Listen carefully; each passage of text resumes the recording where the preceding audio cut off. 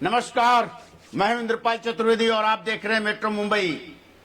दोस्तों, इस समय महाराष्ट्र के चुनाव में प्रधानमंत्री नरेंद्र मोदी से ज्यादा वजन अगर किसी को दिया जा रहा है तो है उत्तर प्रदेश के मुख्यमंत्री योगी आदित्यनाथ, जिन्होंने नारा दिया यूपी में बटेंगे तो कटेंगे, और यह फार्मूला अब महाराष्ट्र में भी जोर शोर से चल रहा है। जगह जगह बैनर पोस्टर लगाए जा रहे हैं। मुख्यमंत्री योगी के पोस्टर बैनर के साथ बटेंगे तो कटेंगे, इस नारे के साथ जनता को आगाह किया जा रहा है। क्या वाकई में योगी ही एक ऐसा चेहरा है जो महायुति की नैया महाराष्ट्र में पार कर पाएंगे? क्या बटेंगे तो कटेंगे के ही नारे पे ही महायुति की पूरी आधारशिला टिकी हुई है? क्या वाकई में महाराष्ट्र में एकजुटता नहीं है? यह पोस्टर और बैनर बता रहा है कि बटेंगे तो कटेंगे, इसका मतलब कि हिंदुओं को बटने नहीं देना है। अब मुसलमानों को बटने नहीं देना यह नहीं बात है, किसके लिए बटेंगे तो कटेंगे यह बात अलग बात है।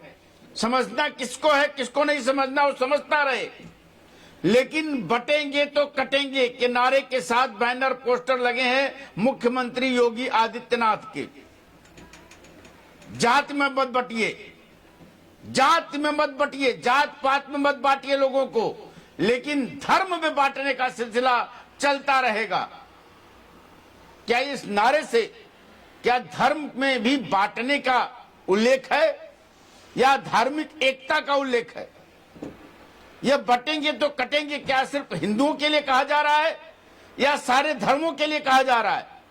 क्या धार्मिक एकजुटता लाने के लिए नारे लगाए जा रहे हैं, ये बैनर पोस्टर लगाए जा रहे हैं? सांप्रदायिक माहौल बनाने के लिए नारे लगाए जा रहे हैं, ये बैनर पोस्टर लगाए जा रहे हैं? केवल जाति बंटवारे को रोक करके क्या देश की अखंडता को बचाया जा सकता है?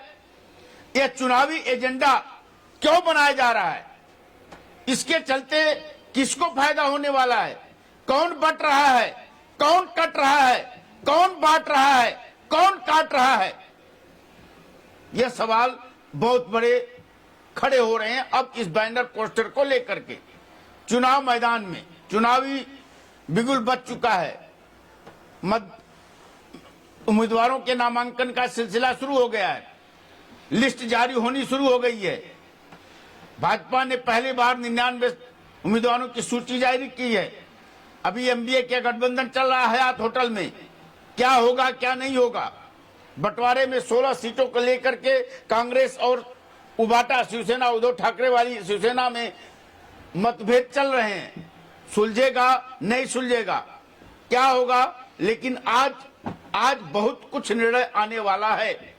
इसी बीच जो मुंबई के चौराहों पर, सड़कों पर, हाईवे पर बैनर पोस्टर लगे हुए हैं कि बटेंगे तो कटेंगे, साथ में मुख्यमंत्री योगी आदित्यनाथ की तस्वीर क्या कुछ बयां करती है?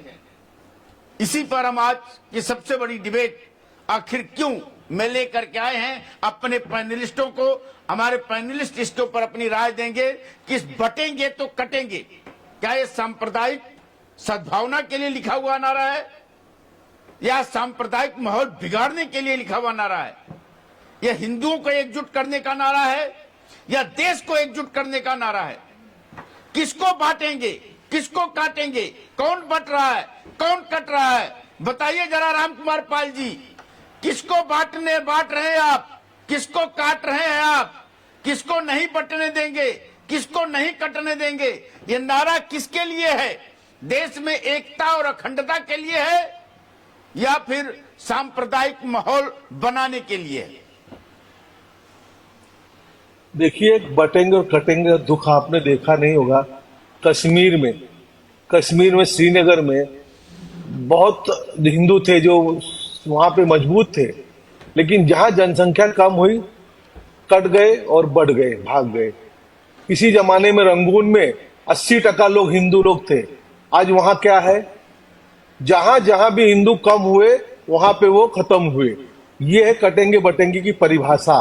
और दूसरी बात, ये लोग तो डंके की चोट पे 12 लाख साधु लोग हैं, लेकिन उनको वजीफा नहीं मिलता, उसके लिए कोई सेकुलरिज्म का सुरमा बोलता नहीं है, पर मौलानाओं को पगार मिलती है।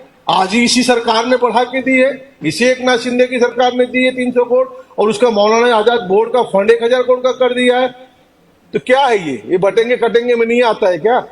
नहीं, एक बात इसको बटना कटन नहीं कहोगे? के लिए लिखा हुआ नारा है। देखिए, हिंदुओं में सारे बटे हुए, उनमें तो एकत्र है वो, उनमें भी 127 जातियां हैं। कोई कहता है हम मुस्लिम है, हमारे गोत्र 115 गोत्र थे, हमारी मूल गोत्र से पहचान थी, चाहे पंडित हो चाहे यादव हो चाहे सबकी गोत्र से पहचान थी। उसको इन लोगों ने खंड खंड किया। यही कथावाचकों को और सबको और हमको कहना है कि आपकी गोत्र से जातियां हैं। ये बातों को चीजों को रखना चाहते हैं और रखवाना चाहते हैं। ये जो हर दलित है, ये है हर पार्टी से, हर समाज से नेता पैदा हो रहा है। समाज के लिए कोई चल रहा है एसटी का, तो उसको बना दिए। अरे देश कहां जा रहा है और हिंदू कहां जा रहे हैं बताइए ना।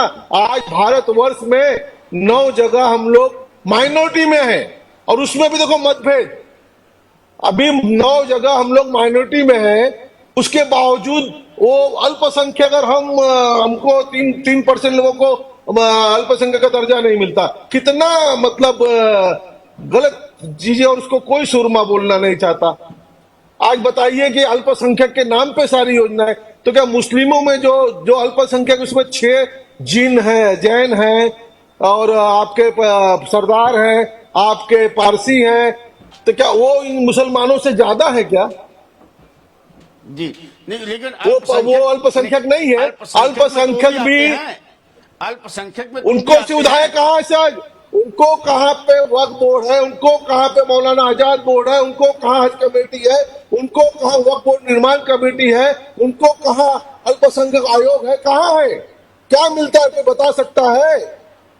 जी, तो अभी एक बात बताइए, आपने बोला कि उनको वजीफा मिलता है, हमें कुछ नहीं मिलता, और आज आपकी सरकार 15-13 साल से है, तो आपकी सरकार भी तो नहीं कुछ कर रही है।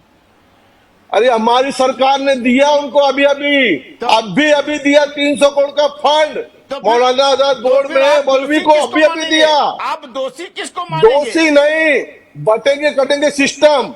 आज जैसे हमारी जातियां गोत्र पे थी, मैं ये बताना चाहता हूं, हमारी जातियां ये अहीर चमार इस पे नहीं थी, गोत्र पे थी। गोत्र ब्राह्मण का भी वही है, तो यादव का भी वही है, तो चमार वही है। गोत्र 115 गोत्र में पूरा नॉर्थ ईस्ट सब आता था, लेकिन वो नहीं, उसको टुकड़े टुकड़े कर दिया राजनीति और वोट के कारण। ये बटेंगे कटेंगे का दुख है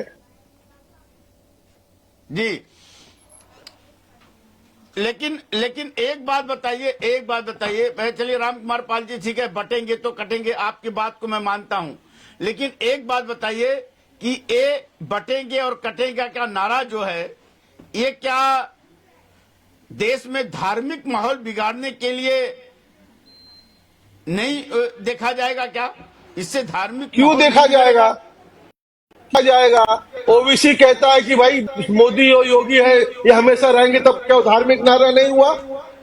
जो ओबीसी चिल्ला चिल्ला के कहता है, या मुंबई के आईएम के लोग कहते हैं, वो धार्मिक नारा नहीं है। आप सत्ता में हैं, सत्ता में, अरे सत्ता में नहीं है तो क्या आग लगाओगे? सत्ता में नहीं हो तो क्या आग लगाओगे? सत्ता में नहीं हो तो क्या हिंसक है हिंदू ये कहोगे? एक जो आज हो रहे रामगोपाल मिश्रा, क्या हिंदू हिंसक ने किया? अगर देश में हरा झंडा उसने उतारा, तो भगवा झंडा उतारने पे गोलियां 36 मार दोगे? ये आपका सिस्टम है, ये देश का। हम देखिए, जब सिस्टम बनाती सरकार है, सिस्टम चलाती सरकार है, सरकार जो कहेगी वो बात मानेंगे, तो क्या ये सरकारी एजेंडे में आप शामिल करेंगे इसको कि बटेंगे तो कटेंगे? अरे हम कह तो रहे वही बात। अगर वो अपना हक रखते कि हम एक रहे तो हम भी एक रहे, क्या गलत कह रहे हैं हम? मतलब अभी हमारे समाज को, हमारे लोगों को सरकार बना मुसलमान चलाएंगे, इसमें आप ढूंढो मुसलमान। हम मुसलमान नहीं ढूंढते, हम ढूंढते गोत्र।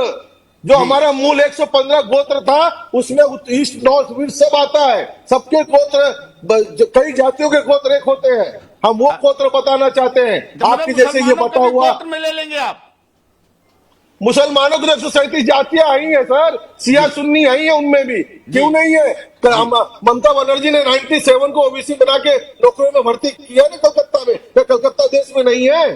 जी, कलकत्ता देश में नहीं है क्या साहब? ओबीसी में दिया ना 97 जातियों को पुलिस में भर्ती, तो उन्होंने ओबीसी बना करके बांटा ना, तो दिया ना, बांटा ना, तो एक तरफ की बात क्यों करते हो? इस तरफ की बात कौन करेगा? नकली सेकुलरिज्म करेगा, नकली सेकुलरिज्म, नकली अल्पसंख्यक। जवाहरलाल नेहरू कहते थे कि अगर सेकुलरिज्म में तो अल्पसंख्यक नहीं चाहिए, तो जोड़ दिया अल्पसंख्यक भी सेकुलरिज्म में। अरे तो अल्पसंख्यक आज बहुसंख्यक है, हिंदू 80 करोड़ या 120 करोड़, तो 40 करोड़ तो मुसलमान भी है जी, उनसे नीचे वाले जो होंगे उनको अल्पसंख्यक का दर्जा मिलना चाहिए। जी। तो अंसार बेग जी, क्या ये सांप्रदायिक माहौल इस नारे से बनेगा? देश में एकता अखंडता रहेगी, या महायुति ने चुनावी इसको सगुफा बना लिया है कि सगुफे